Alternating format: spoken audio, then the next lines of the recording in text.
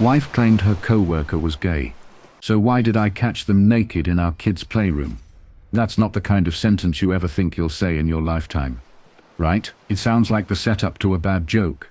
Something so absurd that people would laugh if it didn't feel like my chest was being cracked open. And yet here I am, telling you about the night I walked into my own home, into the one room in the house I thought was the safest, most innocent space, and saw a truth so ugly that even now, months later, I sometimes think maybe I hallucinated it. But I didn't. I saw it.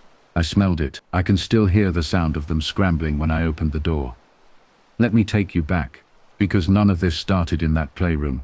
It started months earlier, with a story she told me that seemed harmless at the time. She'd just started a new role at her company, and she came home talking about the new co-worker. She described him as funny, stylish, someone who gave great advice. I asked the normal husband questions. How old is he? Married? Kids? And she laughed, waving her hand like I was being silly. Oh, don't worry. He's gay. That one line, that little detail was like a tranquilizer dart straight to my suspicions. Gay, safe, no threat.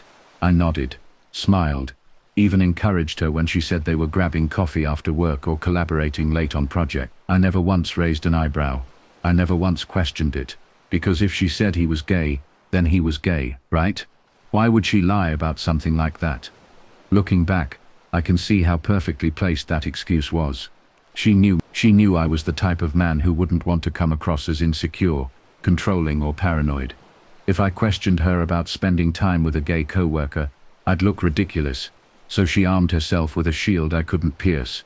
At first, nothing seemed out of the ordinary. She'd come home, toss her heels by the door, and flop onto the couch complaining about deadlines. She'd tell me funny little anecdotes about things he said at the office, and I'd laugh along.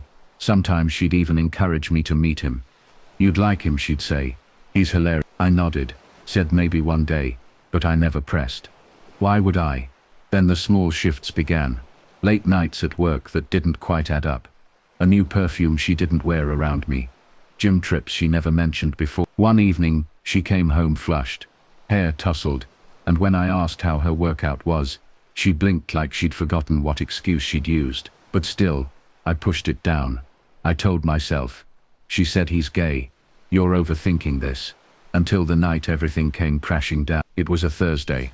I'll never forget that. Our son had fallen asleep early after a long day at school, and I was out picking up groceries. My phone buzzed with a work email, and instead of driving straight home, I pulled into the lot outside our place, and decided to finish it in the car. That 10-minute delay, that tiny decision, changed everything. When I finally came inside, the house was quiet, too quiet. Usually, by that time she'd have music playing or the TV humming in the background. I set the grocery bags on the counter and noticed something odd. The playroom door was closed. That door was never closed. Our kid loved leaving it wide open, toys scattered like breadcrumbs into the hallway. I walked over, groceries still on the counter, my chest tightening with an instinct I couldn't explain. I pressed my ear to the door. At first silence, then a muffled sound. I wish I could tell you I hesitated. That I thought maybe I was mishearing. Maybe the TV was on. But no. I flung the door open. And there it was. The scene that would gut me forever. She was naked. He was naked, both of them. Tangled together in the one place in the house I thought was sacred, surrounded by stuffed animals and plastic building blocks. My son's Lego castle sat half-finished on the rug, a few feet away, and there they were, destroying the innocence of that room, with their betrayal. They scrambled, slipping, grabbing for clothes. Her eyes went wide, face pale, mouth opening like a fish, gasping for air. He cursed under his breath, stumbling as he tried to cover himself. I just stood there frozen. My heart wasn't even beating fast. It was slow, heavy, like each thud echoed in the room. Finally, I said it. I thought he was gay. Her face twisted, shame and panic and desperation, all at once. I didn't mean. I thought. You thought what? My voice cracked, low but sharp. You thought telling me he was gay would keep me from asking questions. Silence. Just the hum of the air conditioner and the rustle of clothes being yanked on. He muttered something like, I should go, and bolted, leaving his shirt behind. And then it was just us. Me and her. standing in a room that would never feel clean again. She tried to speak. It was a mistake. A mistake, I whispered. In our kids' playroom. Her tears came then. She reached for me, but I stepped back. I couldn't let her touch me. I couldn't even breathe the same air without wanting to collapse. I don't remember much after that. I know I walked out. I know I ended up driving aimlessly for hours, headlights blurring, hands gripping the wheel until they ached. I know I pulled over at one point, got out of the car, and screamed into the night like a man who'd lost everything. Because that's what it felt like. Everything. My marriage, my trust, the sanctity of my home, gone in an instant. And yet, as broken as I was, a part of me was already shifting. Because when betrayal hits you that hard, you either stay down, or you sharpen. And in that moment, I swore to myself, I wouldn't just be the man who walked in on his wife cheating. I'd be the man who made sure the truth came out, who refused to be gaslit or buried under her excuse. I don't know how yet. But I knew one thing. She thought she could lie to me, humiliate me, and get away with it. She was. When I got back that night, she was still awake, sitting at the kitchen table, lights dimmed, face pale and streaked with tears. For a split second, seeing her like that, broken small, I almost felt pity. Almost. But then the images flashed again in my mind. Her body tangled with his in the playroom, my son's toys scattered around them, and the pity evaporated. She looked up at me, lips trembling. Please, can we talk? I dropped my keys on the counter. The sound was sharp, final. I sat down across from her, arms crossed, and said, "Talk." She swallowed hard. I don't know what to say. I made a mistake. I was confused. I cut her off. Stop. Don't insult me with cliches. Don't call what I saw a mistake. That was a choice. 1,000 little choices you made leading up to that moment. You lied to me. You lied about him being gay. You lied about late nights at work. You lied about Bible study. That wasn't confusion. That was strategy. Her eyes welled up again. I didn't mean to hurt you. You didn't mean to get caught. I snapped. She flinched. Silence hung heavy between us. For the next week we danced around each other like ghosts in the same house. She tried to apologize in 100 different ways. Meals cooked, notes left on my pillow, texts during the day saying, "I still love you." I ignored most of them.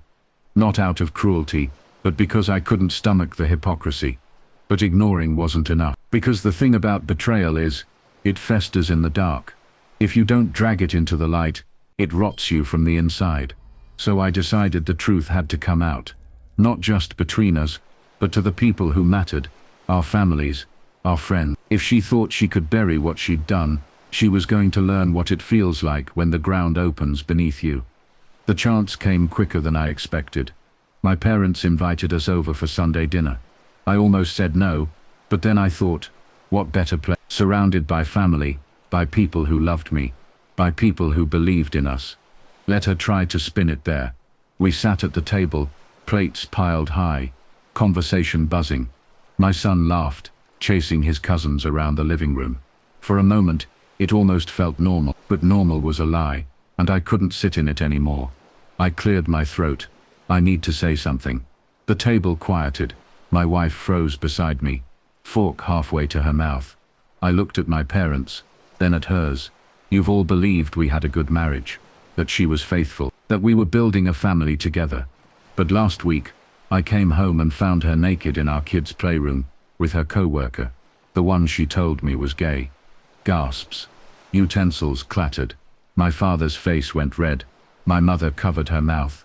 Her mother stared wide-eyed. My wife dropped her fork, shaking her head, whispering, "Please, not here." "Yes, here," I said firmly. "Because you lied to me in private long enough. You don't get to hide it in public too." The room erupted. Her parents demanded answers. My parents demanded explanations, and she sat there sobbing, insisting it wasn't what it looked like. But the more she spoke, the smaller she became. Because everyone could see the truth in my face. That dinner was the turning point. After that, the mask she wore to the world started to crack. Friends stopped looking at her the same way. Her coworkers whispered. Even her own family couldn't defend her. Meanwhile, I began reclaiming my life. I told her I wanted space, and for once, I meant it. She moved into the guest room. I took back the playroom, cleaned it top to bottom, threw out anything that carried the stain of that night, not because I wanted to forget, but because my son deserved better. But here's the twist. No one saw coming.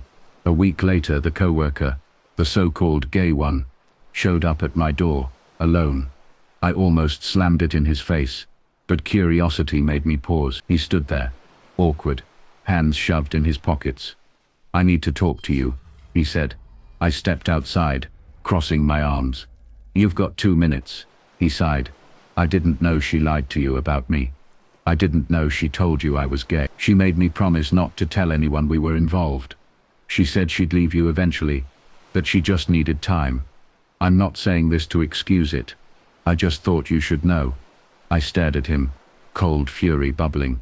"So you're telling me you knowingly slept with a married woman in her kid's playroom? And you think honesty now erases that?"